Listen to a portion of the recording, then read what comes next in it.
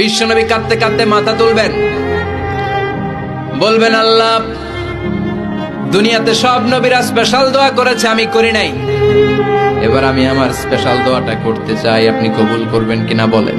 আল্লাহ বলবেন, নবী কি আপনার দোয়া বলেন?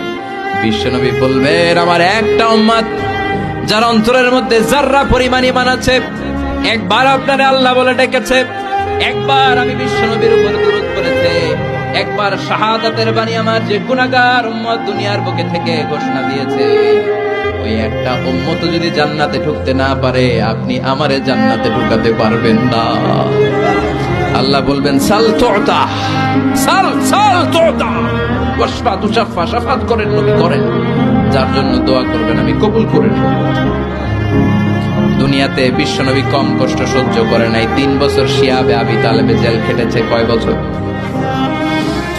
দুর্ভিক্ষের বছরগুলোতে বিশ্বনবীর পেটে দানা পানি ছিল না। কলিজার টুকরা হাসান হুসাইন কই মাছের মতো ছটফট করেছে, জামিনে ক্ষুধার জ্বালায় বেহুশ হয়েছিল।